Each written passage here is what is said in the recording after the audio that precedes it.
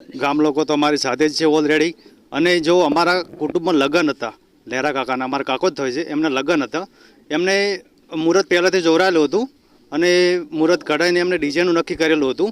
નક્કી કર્યું એટલે એમને પૂછવા જ્યાં ગોમ લોકોને કે ભાઈ અમારે ડીજે કરવું છે, તમારી રજા હોય તો અમે ડીજે કરીએ. તો એ લોકોનો જવાબ આવ્યો કે ભાઈ તમે તમારે ડીજે કરવું હોય તો કરો, જો તમે ડીજે ઘરે કરજો, ઝોનમાં ના લઈ જતા. એ પ્રમાણે એમને ઘરે ડીજે કર્યું. પછી લગ્નમાં ડીજે નહીં લઈ જા, ઓલરેડી લંકા લઈ જા, 15,000 રૂપિયા આપ્યું છે.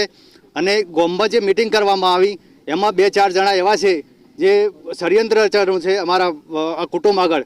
એમને ષડયંત્ર રચ્યું છે કે ખાલી તમે મિટિંગ કરી અને કલાકારને કોઈને બદનામ કરવાની કોશિશ કરી છે. એમને માફી માગે એ અમારા કુટુંબનો વિરુદ્ધ માણસ છે.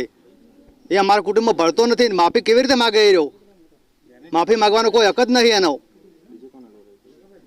બીજું જો આમાં એક પૂર્વ સરપંચ છે જેને ગબ્બરભાઈને ખરાબ ગાળો મોબાઈલમાં રેકોર્ડિંગ કરીને ખરાબ નીચ નાલાયક એવું કીધું છે.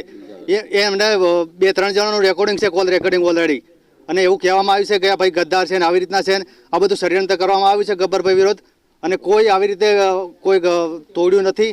કોઈ ડીજે કરવા પહેલાં બધું પૂછ્યું છે. અને આ બધા ગયા છે અમારા ગામમાંથી જે મિટિંગ બંધાણું સંમેલન, એમાં બધા અમારા ગામના જ્યાં એમને ગામમાં જઈને આવ્યા. અમારા પૂર્વ સરપંચ જે બધા જ્યાં હતા ગામમાં જઈને એમને ઓલરેડી મિટિંગ કરવી પડે. ગામમાં બધા ગામે મિટિંગ થઈ ગઈ છે.